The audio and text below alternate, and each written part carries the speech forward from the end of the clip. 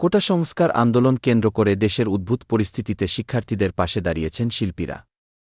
অন্যদের মতো আন্দোলনরত শিক্ষার্থীদের দাবির সঙ্গে সংহতি প্রকাশ করেছেন জনপ্রিয় অভিনেতা মোশাররফ করিম। বৃহস্পতিবার ১ আগস্ট সকালে রাজধানীর ফার্মগেটের আনন্দ সিনেমা হলের সামনে সমবেত হন শিল্পী সমাজ।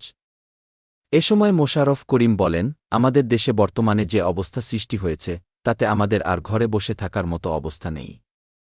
জনপ্রিয় এ অভিনেতা আরও বলেন, আমরা শান্তি চাই, আমরা রক্ত দেখতে চাই না। আমরা সব নির্যাতন, গুলি, হত্যা, রক্ত বন্ধ চাই। আমরা এগুলোর বাইরে থাকতে চাই। প্রসঙ্গত, ২০১৮ সালে সরকারি চাকরির প্রথম ও দ্বিতীয় শ্রেণীতে কোটা বাতিল করে জারি করা পরিপত্র হাইকোর্ট অবৈধ ঘোষণার পর শিক্ষার্থীরা আন্দোলনের ডাক দেয়। এক পর্যায়ে দেশের পাবলিক বিশ্ববিদ্যালয়ের সঙ্গে বেসরকারি বিশ্ববিদ্যালয়ের শিক্ষার্থীরাও আন্দোলনে যোগ দেয়। তাদের সঙ্গে স্কুল ও কলেজের শিক্ষার্থীদেরও দেখা যায়। কর্মসূচির অংশ হিসেবে শিক্ষার্থীরা বাংলা ব্লকেড নামের অবরোধও দেয়। এক পর্যায়ে কমপ্লিট শাটডাউন ঘোষণা করে বৈষম্যবিরোধী ছাত্র আন্দোলন। কর্মসূচি চলাকালে রাজধানীসহ সারা দেশে আন্দোলনকারীদের সঙ্গে পুলিশ ও সরকার সমর্থকদের সংঘর্ষ হয়।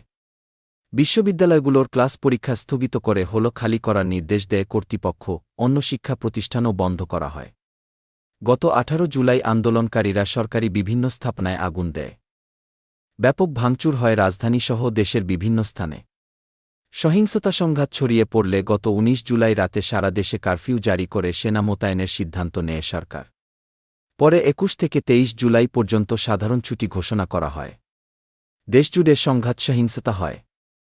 এতে সরকারি হিসেবে পুলিশ কর্মকর্তাসহ ১৫০ জন নিহত হয়েছেন। সহিংসতা দমনে সরকার অভিযান চালালে গত ২২ জুলাই থেকে পরিস্থিতি স্বাভাবিক হয়ে আসে। ক্রমে বাড়ে কারফিউ শিথিলের সময়। ধীরে ধীরে খুলে দেওয়া হয় অফিস।